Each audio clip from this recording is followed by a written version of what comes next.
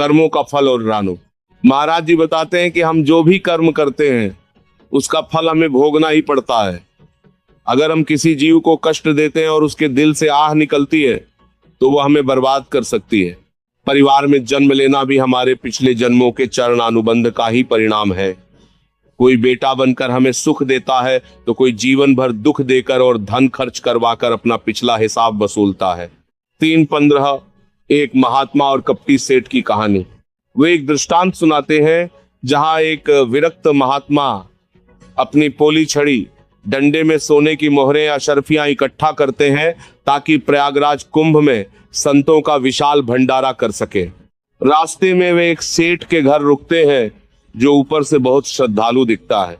रात में सेठ और उसकी पत्नी महात्मा की छड़ी से सारी मोहरें चुरा लेते हैं और उसमें कंकड़ भर देते हैं। 7 प्रयाग में महात्मा का अपमान और प्राण त्यागना। महात्मा अनजान बने प्रयाग पहुंचते हैं और हजारों संतों को भंडारे का निमंत्रण दे देते हैं।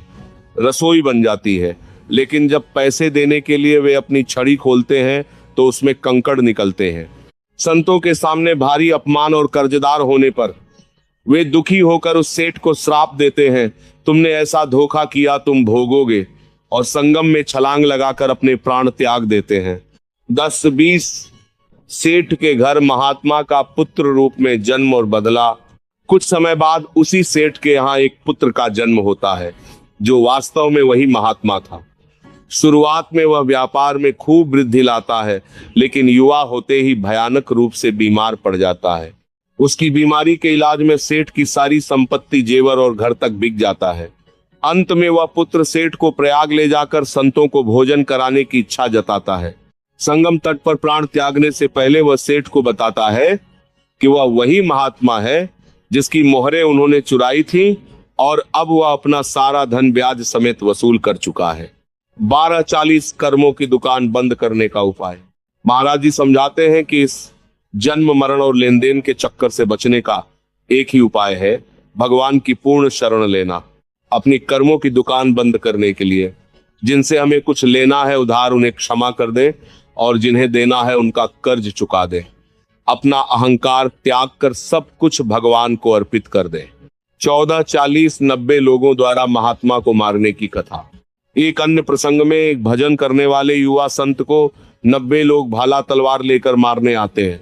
भगवान संत के हृदय में बताते हैं कि पिछले जन्म में संत ने इन 90 लोगों की हिंसा की थी। अगर वे आज इसे शांति से सह लेंगे तो 90 बार जन्म लेने का हिसाब एक ही बार में चुकता हो जाएगा। संत प्रभु का ध्यान करते हुए शरीर त्याग देते हैं।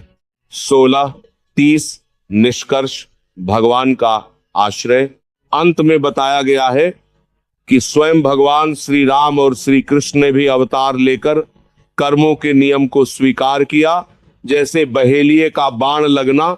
इसलिए अपने सभी कर्मों को भगवान को समर्पित कर दें। जब हृदय में भगवत प्रेम प्रकट होता है और ज्ञान की अग्नि जलती है तो सारे पिछले कर्म भस्म हो जाते हैं।